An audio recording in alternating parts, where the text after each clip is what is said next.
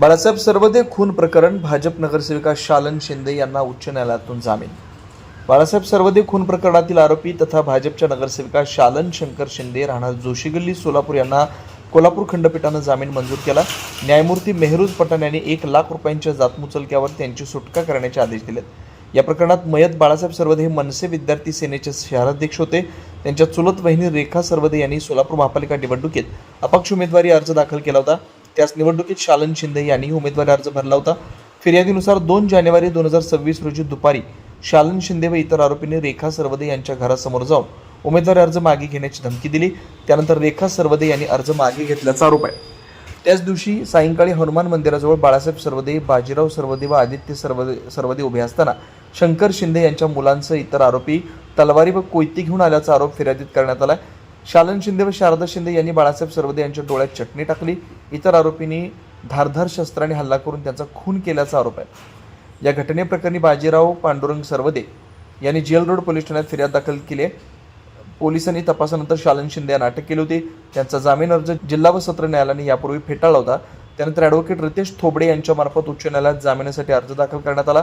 सुनावणी दरम्यान बचाव पक्षानं दोषारोपपत्र दाखल झालं असून सुरुवातीच्या अपघाती मृत्यूची नोंद तसेच फिर्यादी व प्रत्यक्षदर्शी साक्षीदारांच्या जबाबांमध्ये विसंगती असल्याचा युक्तिवाद केला. हा युक्तिवाद ग्राह्य धरत न्यायालयाने शालन शिंदे यांना 1 लाख रुपयांच्या जातमुचलक्यावर जामीन मंजूर केला. या प्रकरणात सरकार पक्षातर्फे ॲडव्होकेट ए टक्कळकर तर आरोपीतर्फे ॲडव्होकेट रितेश थोबडे यांनी बाजू मांडली. बाळासाहेब सर्वदे याच्या खुनाच्या आरोपामध्ये अटकेत असलेल्या नगरसेविका शालन शंकर शिंदे यांना मुंबई उच्च न्यायालय यांचे कोल्हापूर खंडपीठाने काल जामीन मंजूर केला. या प्रकरणातील माहिती अशी: 2/1/2026 रोजी रेखा सर्वदे यांनी अपक्ष उमेदवार म्हणून नगरसेविकासाठी फॉर्म भरला होता. त्याच वेळेला शालन शिंदे यांनी देखील आपला नगरसेविकासाठी उमेदवारीचा अर्ज भरला होता. दोघं एकाच गल्लीत राहत असल्याने दोन्ही घराण्यामध्ये दुपारच्या वेळेला थोडासा वाद झाला.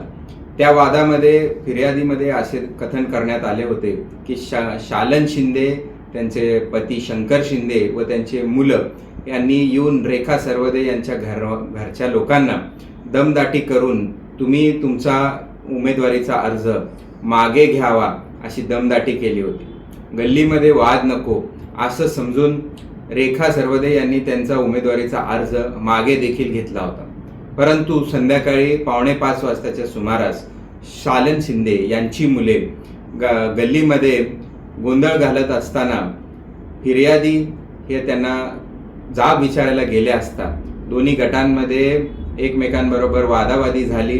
त्याच वेळेला शालन शिंदे, शारदा शिंदे, शंकर शिंदे व शालन शिंदे यांच्या घरातील बाकी लोक तिथे हत्यारे घेऊन हजर झाली.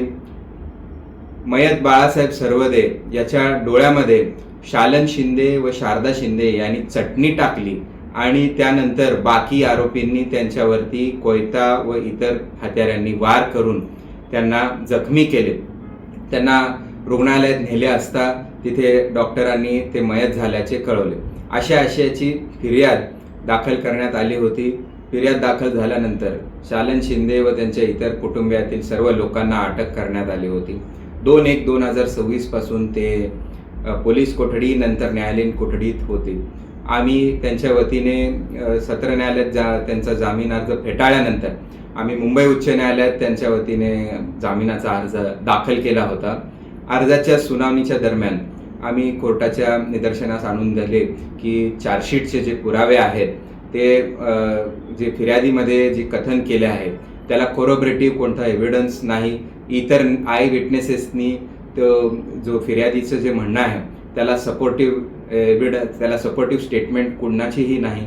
त्या व्यतिरिक्त सुरुवातीला ज्या वेळेला मयत हे दवाखान्यात गेले होते त्यावेळेला जी माहिती देण्यात आली होती ती अनोळखी इस्मांनी हत्यारांनी वार केली अशी देण्यात आली होती. अशी सगळी त्रुटी आम्ही न्यायालयापुढे मांडल्या असता न्यायालयाने शालन शिंदे यांना सध्या जामिनावरती मुक्त केले आहे. पर्यावरणपूरक, आकर्षक आणि अत्याधुनिक डिझाईनची सायकल आता फक्त ₹2800 मध्ये. सानविग्राम जनशक्ती फाउंडेशन व सानविग्राम जनशक्ती ट्रस्ट यांच्या संयुक्त विद्यमानं शालेय विद्यार्थी विद्यार्थिनी महाविद्यालयीन विद्यार्थी विद्यार्थिनी तसंच नोकरदार वर्गासाठी विशेष सायकल योजना राबवण्यात येते.